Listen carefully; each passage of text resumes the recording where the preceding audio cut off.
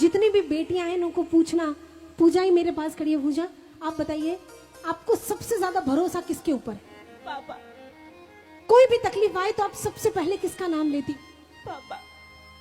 कहीं आपको ठोकर लग जाती है और कहीं बाजार में जाती हो, कॉलेज जाती हो, कोई ऑफिस हो, अगर जॉब करती हो या कुछ में भी कहीं भी कोई मुसीबत आ जाती है तो सबसे पहले चेहरा किसका नजर आता है? पापा।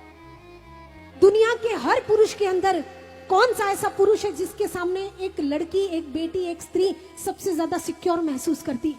पापा। केवल पापा। केवल ये एक वो शब्द है कि जहां बेटी पिता की जिंदगी की आखिरी औरत होती है, बेटी एक पुरुष के जीवन की आखिरी स्त्री होती है, क्योंकि जब बेटी जिसके घर में आ जाती है ना, फिर वहां फुल स्टॉप हो जाता है। उसके जीवन में बेटी का मतलब होता है माँ का वापस आना।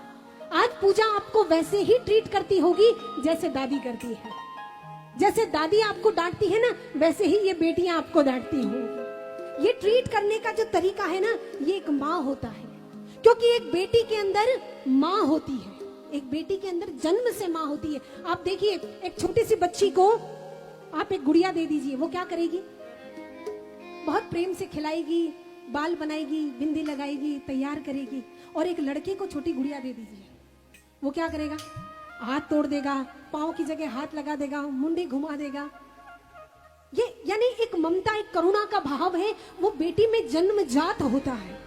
आज इन बेटियों के लिए कहूंगी कि जैसा कि पूजा ने कहा कि दुनिया में सबसे ज्यादा अगर किसी पे भरोसा किया जा सकता है, आज पूरे गांव की यहाँ बेटियां हैं। मैं एक गांव की तरफ से सर निवेदन करूं, वडील बैठे हैं सर, यहाँ मैं एक निवेदन करूं सब बेटियों को, जो भी हमारी यंगस्टर बेटियां हैं, एक बात मैं बेटियों को जरूर कहूंगी कि बेटा पिता का मान है, लेकिन बेटी पिता का स्वाभिमान है।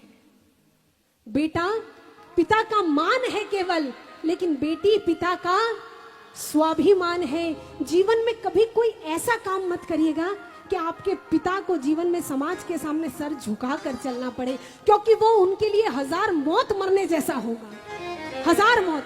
आजकल मैंने देखा है शहरों में लड़कियां छोटे छोटे कपड़े पहन के, हमारे अच्छे घरों की लड़कियां छोटे छोटे कपड़े पहन के उसको फैशन का नाम देती हैं, लेकिन मैं कहूंगी कि तन पर लिबास की कमी अजीब लगती है, तन पे लिबास की कमी अजीब लगती है, और मुझे अमीर बाप की बेटी भी गरीब लगती है।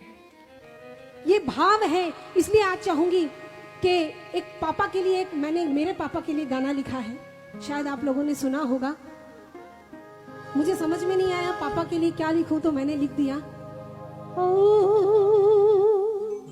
सब मेरे साथ लाइन गाएंगे।